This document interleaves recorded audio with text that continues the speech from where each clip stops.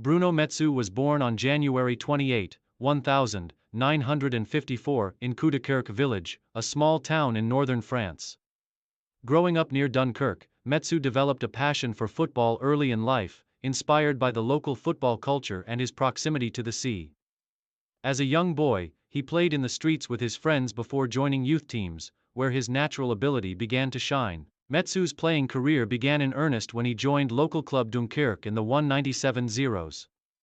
A midfielder with good vision and technique, he played for several clubs in the French professional leagues, including Lille, Nice, and Beauvais.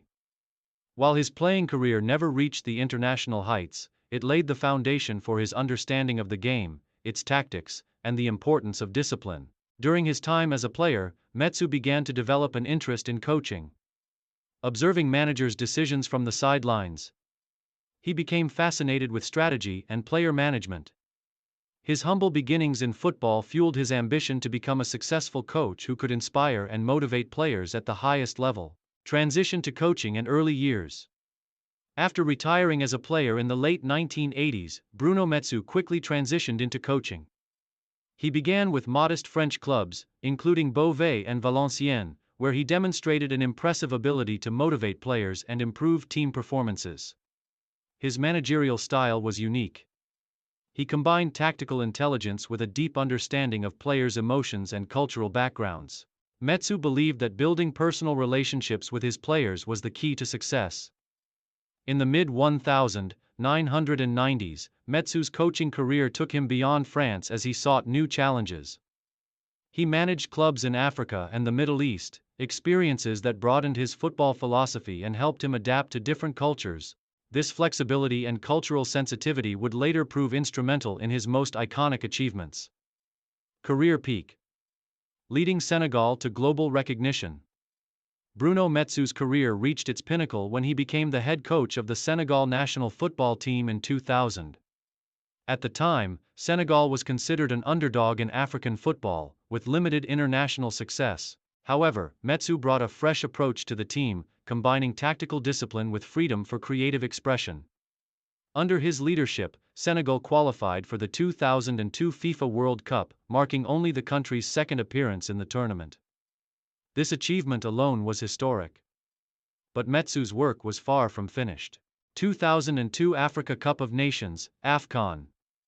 In early 2002, Senegal participated in the Africa Cup of Nations held in Mali.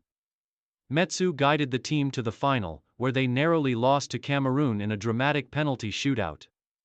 Despite the loss, Senegal's performance in the tournament was a clear indication of the team's progress under Metsu. Players such as El Hadji Diouf, Kalilou Fadiga, and Aliou Cissé emerged as stars. And Senegal earned recognition as one of Africa's top teams.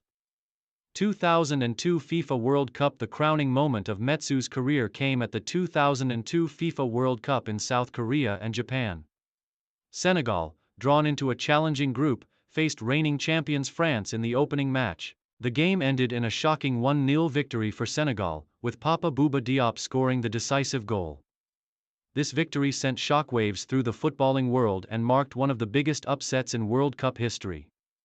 Metsu's Senegal team played with energy, flair, and discipline, embodying his coaching philosophy. The team advanced to the quarter-finals, defeating Sweden in the round of 16 before falling to Turkey in extra time. This run made Senegal only the second African team, after Cameroon in 1990, to reach the World Cup quarterfinals. Bruno Metsu became a national hero in Senegal. His bond with the players and fans transcended football. Metsu fully embraced Senegalese culture, often wearing traditional clothing and immersing himself in local traditions. His genuine respect and love for the country endeared him to the Senegalese people, who affectionately referred to him as the White Sorcerer. Main achievements. Bruno Metsu's achievements as a coach are remarkable, particularly given the challenges he faced and the underdog status of the teams he managed. His main achievements include: 2002 FIFA World Cup led Senegal to a historic quarterfinal finish, defeating France and Sweden along the way. Created one of the most memorable stories in World Cup history, showcasing the potential of African football on the global stage. 2002 Africa Cup of Nations guided Senegal to the final, finishing as runners-up in a closely contested tournament. Club success in the Middle East. After his triumphs with Senegal, Metsu continued his coaching career in the Middle East, where he enjoyed significant success. Managed clubs such as Al Ain in the UAE and Al Gharafa in Qatar, winning domestic titles and gaining further recognition as a top international coach. Led Al Ain to the AFC Champions League title in 2003, cementing his reputation as a successful club manager. Personal honors. Metsu's achievements earned him widespread praise and awards, including recognition as one of the top football coaches in the world during the early 2000s. Last years of life. In his later years, Bruno Metsu continued coaching in the Middle East, managing national teams like UAE and Qatar. His deep understanding of football and ability to unite diverse squads remained his greatest strengths. Metsu's reputation as a coach who respected and embraced different cultures continued to grow. In 2012, Metsu's life took a tragic turn when he was diagnosed with stomach cancer. Despite undergoing treatment, his condition gradually worsened. Metsu, ever the fighter, remained optimistic and resilient in the face of illness. He returned to Senegal during his final months, where he was surrounded by friends, family, and the people who admired him most. Bruno Metsu passed away on October 15, 2013, at the age of 59. His death was met with an outpouring of grief from around the world, particularly in Senegal, where he was mourned as a national icon. The Senegalese government and football community paid tribute to Metsu, recognizing his role in transforming their footballing fortunes and bringing pride to the nation.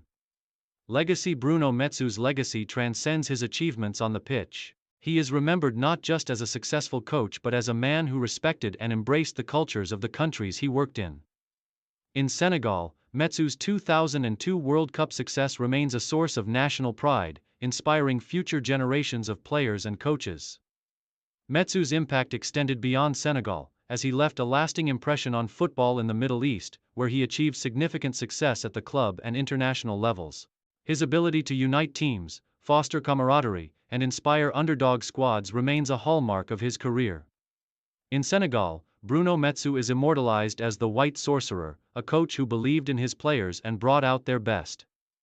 His name is forever etched in the history of African football, symbolizing hope, determination, and the power of unity. Conclusion. Bruno Metsu's life and career were defined by passion, cultural respect, and an unwavering belief in the potential of his teams.